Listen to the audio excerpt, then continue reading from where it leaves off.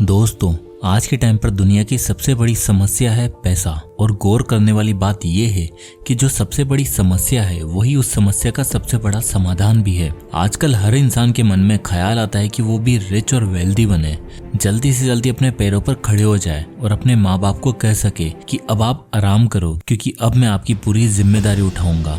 हर एक middle class बच्चे का यही ड्रीम होता है कि वो अपने माता पिता को, अपने पार्टनर्स को, अपने बच्चों को एक वेल्दी और सिक्योर फ्यूचर दे पाए। पर उनको वही सवाल परेशान करता है जिससे आजकल 70% यूथ जूझ रहे हैं, और वो सवाल है what is the fastest way to get rich, यानी कि पैसा कमाने का सबसे तेज तरीका क्या है। दोस्तों, देखा जाए तो वेल्थ बिल्डिंग इस दुनिया का सबसे टफेस्ट काम है और हर एक मिडिल क्लास परिवार इस प्रॉब्लम से गुजरता है। समाज, रिश्तेदार, सोसाइटी सब आपको आपकी हैसियत के हिसाब से पूछते हैं, और जब पेरेंट्स कुछ नहीं कर पाते तो वो अपने बच्चों से यही आशा रखते हैं कि वो कुछ करके दिखाएंगे। अब ऐसे में तो रिच बनना और भी ज्यादा जरूरी हो जाता है। पर 80% यंगस्टर्स की प्रॉब्लम यही होती है कि उनके आगे इतने सारे रास्ते होते हैं कि वो कंफ्यूज हो जाते हैं कि उन्हें कहाँ चलना है और कहाँ पर नहीं। इसलिए आज की इस वीडियो में मैं आपको उन सभी रास्तों को निचोड़कर 4 रास्ते बताने वाला हूँ जिस पर इस दुनिया के मोस्टली लोग चलते हैं।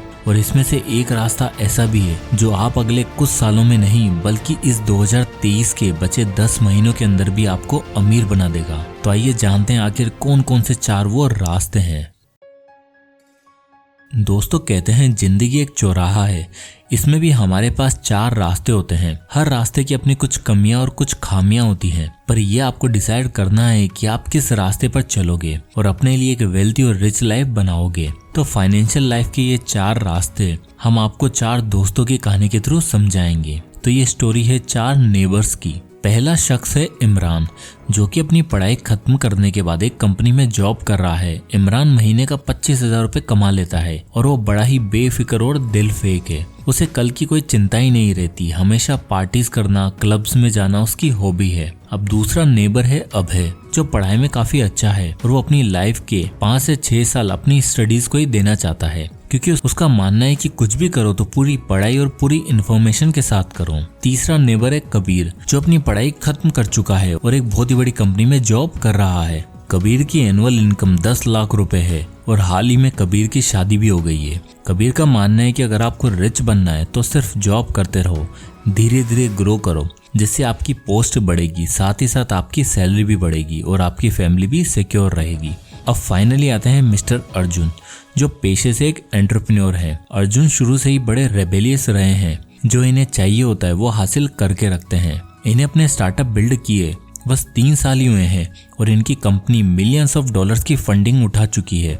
अब ये सारे नेबर्स वैसे तो काफी अलग अलग माइंडसेट और अलग अलग प्रोफेशन को फॉलो कर रहे हैं, पर इन सभी में एक चीज कॉमन है कि इन सभी की एज 25 से 27 साल के बीच है। और जो चीज कॉमन नहीं है वो है इनका बैंक बैलेंस। और इस बैंक बैलेंस में इतना बड़ा डिफरेंस होने का मेन कारण है इनका चुना हुआ रास्ता। अब इन चारों लोगों ने जो जो रास्ते चुने हैं, मैंने उनको कुछ स्पेसिफिक नाम दिए हैं, जिसमें जो सबसे पहला रास्ता आता है वो है द बियर्स पाथ। दोस्तों, इमरान जैसे लोग आते हैं फर्स्ट कैटेगरी में। दोस्तों, भालू एक ऐसा जानवर है जिसको सिर्फ फ्रूट्स और हनी खाने का शौक होता है। ऑल्दो दिखने में स्ट्रॉन्ग और साइज में काफी बड़ा भी होता है, पर भालू इतना लेजी होता है कि अगर उसे कुछ खाने को भी ना मिले तो वो 100 दिन तक भूखे रह सकता है, लेकिन शहद के अलावा वो और कुछ नहीं खाएगा। और इमरान जैसे लोग भी बिल्कुल ऐसे ही होते हैं, जिनके कुछ नवाबी शौक होते हैं।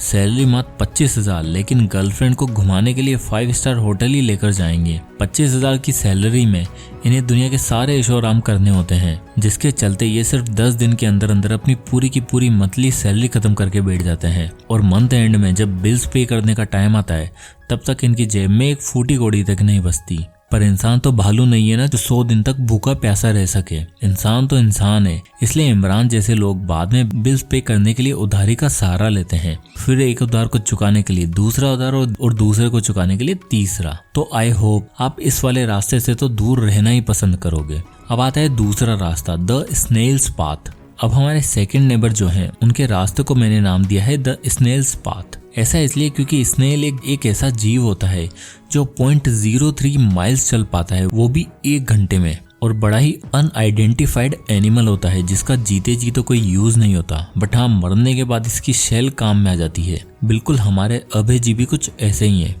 बहुत ही धीरे धीरे रिच बनने की सोचते हैं, इसलिए ये लोग अपनी लाइफ के 26-27 साल सिर्फ एजुकेशन को देते हैं, जिसमें कोई बुराई नहीं है। आखिर एजुकेशन हम सब के लिए बहुत इंपॉर्टेंट है, पर अपनी एजुकेशन के साथ साथ आपको अपने फाइनेंस और स्किल सेट पर भी ध्यान देना बहुत जरूरी है। किसी भी चीज की स्लो एंड स्टेडी ग्रोथ बहुत अच्छी होती है, पर धीरे के चक्कर में इतना भी धीरे मत कर दो कि आप दुनिया में या फिर अपने परिवार में कहीं खो से जाओ। मैंने बहुत से लोगों को देखा है जो 30-30 साल के हो गए हैं और कोई काम नहीं कर रहे, घर पर बैठे हैं या फिर यूपीएससी की, एसएससी की या फिर कोई गवर्नमेंट एग्जाम की तैयारी कर रहे हैं। दोस्तों यूट्यूब की एक बहुत ही फेमस वेब सीरीज है TVF एस्पिरेंट्स, जिसमें संदीप भैया का कैरेक्टर मुझे पर्सनली काफी इंस्पायर करता है, जिसमें वो एक लाइन कहते हैं कि अगर यूपीएससी क्लियर नहीं हुआ तो प्लान बी क्या होगा। इसलिए लाइफ में अभय जैसे लोग काफी स्कॉलर और इंटेलेक्चुअल तो होते हैं, पर रिचनेस और वेल्थ की रेस में वो काफी पीछे रह जाते हैं, क्योंकि उनके पास कोई भी प्लान बी नहीं होता। और ऐसे लोग एक स्नेल की तरह धीरे धीरे आगे बढ़ने का सोचते हैं, पर वो धीरे कभी कभार इतना धीरे हो जाता है कि वो सोसाइटी में होकर भी अनआइडेंटिफाइड रह जाते हैं,